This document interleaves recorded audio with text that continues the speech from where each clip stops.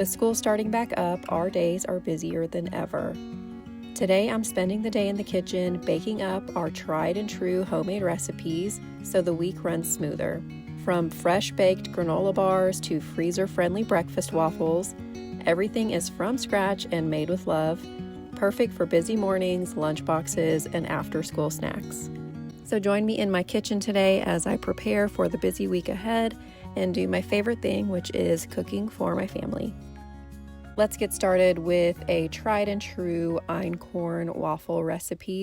I try to keep the freezer stocked with these at all times for busy mornings or even afternoon snacks for the kiddos. Eating these with a boiled egg or some sort of protein on the side like yogurt makes for a perfect quick breakfast on those busy days. So this recipe calls for 4 tablespoons of melted butter, 4 tablespoons of maple syrup or honey. I'm using maple syrup. 1 3/4 cup of milk, 1 egg, 1.5 teaspoons of vanilla. Mix up those wet ingredients, then add in your dry, which is 2 cups of einkorn flour. I'm using all purpose. 2 teaspoons of baking powder, 1/2 teaspoon of cinnamon, and 1/4 teaspoon of salt. It was a little bit chunky here, so I used my immersion blender to break up some of those flour chunks. And then I will let that sit for 10 minutes and let that einkorn absorb the liquids while I move on to our sourdough cinnamon rolls. I prepped the dough the night before. I will put the link for this recipe in the description below for all the details. Super simple. You just add your ingredients together the night before, let that dough mix, cover it, and let it rise overnight. The next morning, all you need to do is add in your baking soda, baking powder, and salt. Then I let the mixer do its thing for about 5 minutes. And yes, I have a tilt head mixer. She is feral. I let her go wild on the counter as long as she's up against something so she does not fall off. She's loud, but she gets the job done. Time to pour those waffles. I let these cook for about 2 to 2.5 minutes. They come out perfect and fluffy, super freezer friendly. And this beautiful plumera that my kids picked for me. This is my absolute favorite flour. We keep these growing all season long and have different varieties. They are the absolute best, and this one smells like raspberries. So another thing we like to keep on hand for a busy week, not necessarily baking, but boiled eggs. Don't underestimate the power of a boiled egg when you have nothing else prepared in your fridge. These go great with waffles, a boiled egg and a waffle. We'll also do a boiled egg and a cinnamon roll, which we are going to be making next. Easy, quick breakfasts and snacks for the kids to enjoy with no work on my part because I did it all ahead of time. Enjoying my coffee now that I have gotten something in my stomach this morning just for nervous system balancing, and we can talk about that as much as you'd like because I'm definitely nerding out on that these days. So it's time to roll out those cinnamon rolls. You want to make a big rectangle about 18 by 12 inches.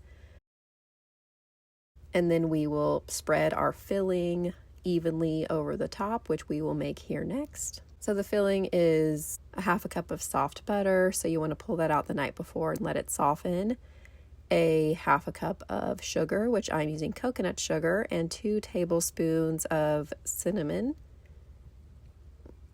I could just eat this all up. It is so delicious.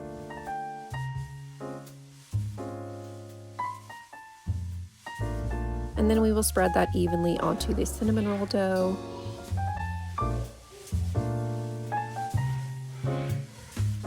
And you want to carefully roll the dough into your cinnamon rolls.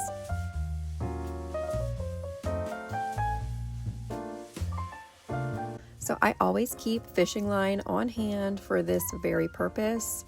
I find this is the best way to cut my cinnamon rolls, to keep them nice and round so that they're not squished by a knife when you cut them. It's just easy and the cuts come out perfect every time. So if you are struggling to cut your cinnamon rolls, get you some fishing line. Even if you don't fish, you can buy it at Walmart and keep it in your kitchen drawer for this purpose.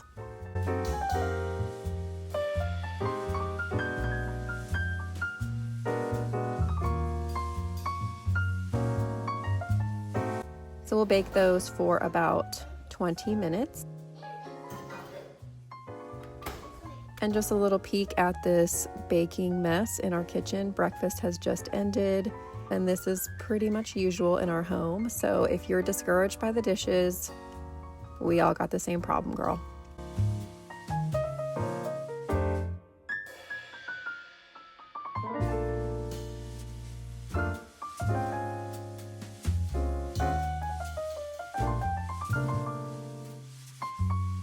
Moving on to the cream cheese topping, it is cream cheese, heavy cream, maple syrup, a little bit of vanilla, and that is it.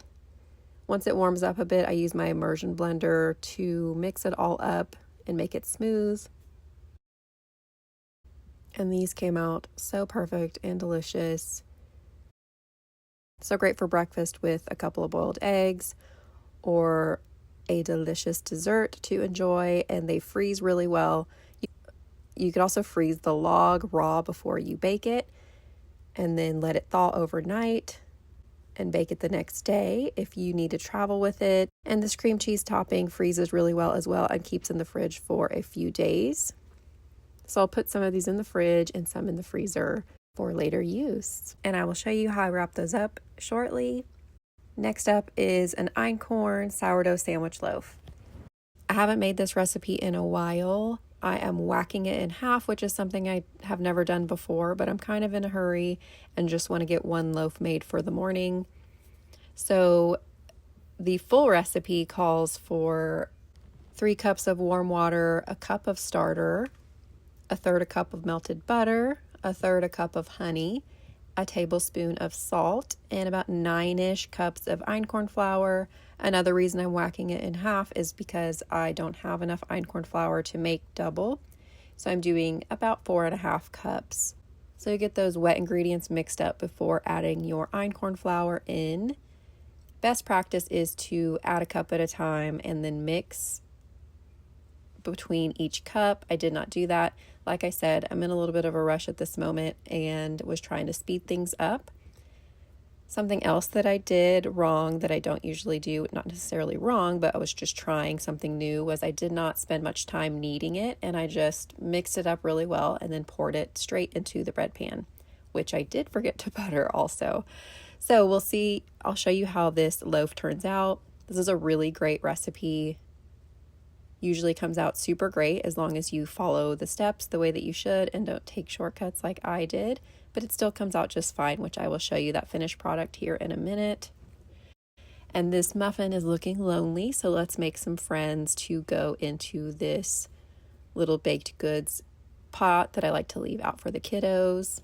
So just a quick break to fuel up for some more baking. I've been keeping my hydrogen water bottle on the counter lately so I can refill it during the day. It's such an easy way to stay hydrated, and the hydrogen infused water is supposed to help support energy and focus and recovery, which I can always use in the middle of a busy day.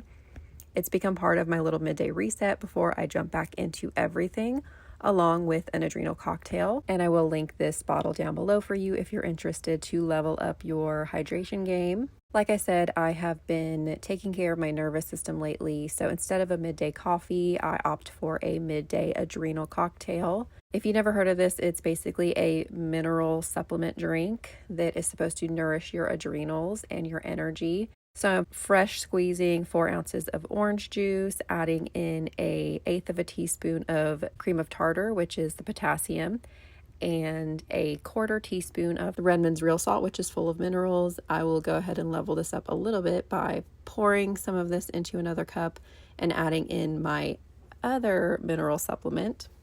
So yes, lots of minerals going around. This mineral supplement is so gross, but very effective. And this is my midday energy reset. If you want to play along, the recipe is below. This is how I wrap up my cinnamon rolls for easy grab and go snacks. You can pull these out, pop them in the toaster oven, warm them up, add some of that topping, or they're good without it. And I'll keep a few in the fridge in this Tupperware, not frozen. So the bread has been rising for about 5 hours. I'm definitely rushing it. It should rise for a few more hours, ideally. Here she is all beaten up from trying to get her out of the bread pan that I did not butter. She's also not risen as much as I would like her to be, but delicious and fluffy, and that is all that matters. But just a little reminder to myself to take a breath and take my time. So I'll pull out my handy dandy recipe box. Nothing is organized. This is how I roll. But I have a lot of my favorite recipes written down in this little box on cards. Most of them I have spilt water on and you can barely make them out. I probably need to come up with a better system so that I can hand these recipes down to my kiddos in good condition. So we're starting with 2 cups of butter. I'm going to melt that while I get my 2 cups of coconut sugar going. We're going to make some Einkorn chocolate chip cookies. This is a super simple recipe. A friend shared it with me and I am totally obsessed. I make these all the time. So I'm doubling the recipe so you could just whack everything you see here in half. We're going to do 2 eggs, 2 teaspoons of vanilla. Mix up those wet ingredients. Add 4 cups of Einkorn flour all-purpose, a teaspoon of salt, and a teaspoon of baking soda. And look at that, it's so beautiful, but not hard enough to add our chocolate chips in. It's a little warm, and the chocolate chips will melt if I put them in here now, so I'll stick it in the fridge to harden up just a little before adding that chocolate in there, and I will come back to that. Another thing that is not baking related, but that I do to prepare for a busy week is get some beans soaking. So I'll let these beans soak overnight. In the morning, I will pour off the water and then let them sprout, rinsing them a few times a day for the next couple of days, and we'll be making a big chili with these to prepare for the week ahead. If you're not familiar with sprouting your beans, I will link Sally Fallon's Nourishing Traditions below so you can learn more about preparing your food ancestrally. Next up is some yummy granola bars. These are so amazing, cannot keep them stocked. I should have doubled this recipe, but just for video purposes, I'm just going to make a single recipe. We're going to start with 3 cups of oats. I use sprouted oats, the 1 Degree brand from Costco. 3/4 cup of peanut butter, 1/3 cup of honey or maple syrup. I think honey is better because it's more sticky. 2 whole eggs. And 1/2 cup of mini chocolate chips. I'm also using organic sprouted sunflower seeds and pumpkin seeds. Again, the sprouted part is important. That's another Nourishing Traditions principle, is to sprout your legumes, your beans, but your nuts and seeds also, for better digestion. So all you do is mix all that up in a bowl really well. And we will line a 9x9 or an 8x10 dish. That will give you the same thickness that we are using here, with some parchment paper. And the key is to very firmly press these bars down into the pan. I find that using parchment paper is the only way because they're so sticky. Using hands and fingers to get everything nice and flat and pressed down very firmly. The firmer you press them down, the better your bars will come out. If you don't do it firm enough, they'll fall apart. And then we'll bake those for about 15 minutes. As soon as you start seeing them turn brown on the edges, they are ready.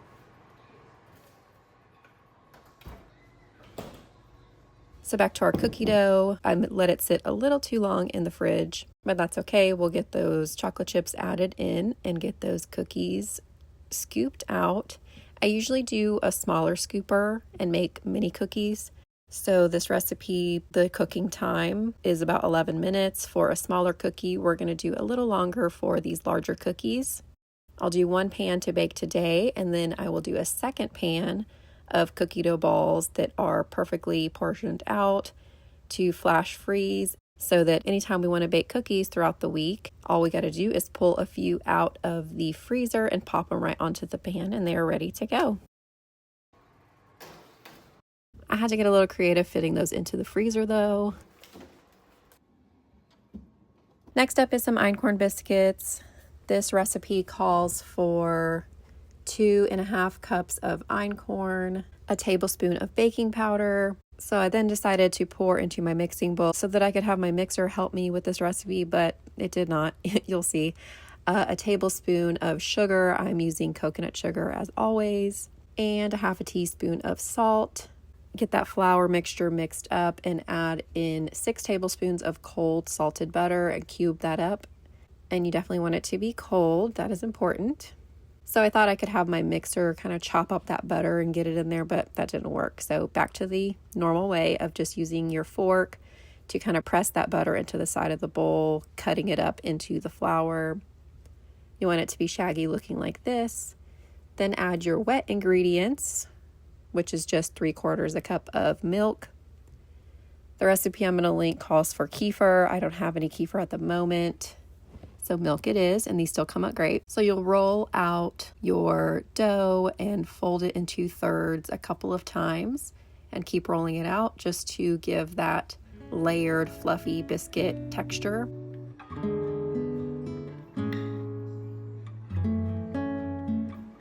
And as I'm making these, you'll see a moment where I wondered why I didn't double the recipe.